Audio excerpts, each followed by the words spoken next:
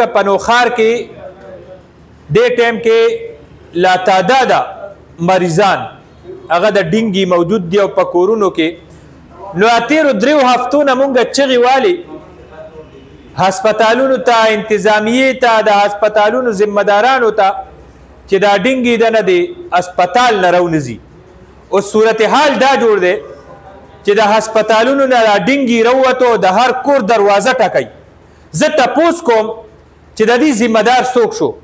او بیا وزیر اعلی صاحب گورنر صاحب دلته ډیپټي کمشنر صاحب د هسپتالونو چې کم منیجمنت دی د دوی د نااهلۍ انتها ده چې دا دومره خطرناک مرض وبایي صورتحال ولی اختیار کو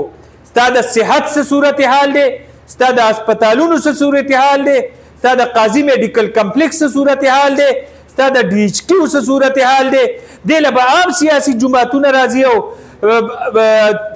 امدادي کیمپونه به لګي او ان جی اوز به راځي او هغوی به یې کنټرول کوي ستاسو صورتحال دی او تا دې حوالې سره څه کړي دي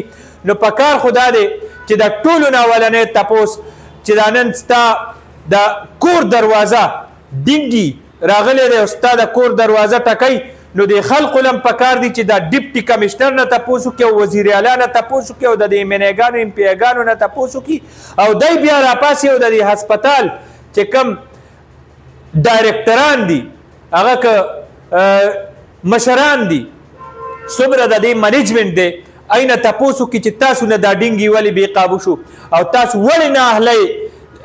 مظاهره وکړه تاسو سره دلته کې فنډونه نو تاسو سره سټاف نو تاسو سره هسپتال نو چې دا ټول نوخار نن متاثره کیږي او الله دې نه کړي الله دې نه کړي دلته دا وبا که نور سنگین صورتحال اختیاري نو زه نه ګورم چې زه په محکمه صحت کې دې ټایم کې کم کسان ناست دي زما هسپتالونو باندې چې کم قبضه ګروپ دي او زما هسپتالونو باندې چې کم چپراسیان دې ټایم کې ناست دي هغوی کې زه ایبیلیټي نه ګورم چې هغه د دې داسې سنگین صورتحال د هغې مقابله وکړي مونږ جی وختي دا خبره وکړو مجبور یو مونږ الخدمت فاونډیشن ته ریکویسټ وکړو اپیل مو وکړو او بیا اپیل کوو بیا به هم کوو او دې سره سره نور چې سماجي کم تنظیمونه دي او چا سره دا ایبیلیټي شته چې هغوی د ډینګي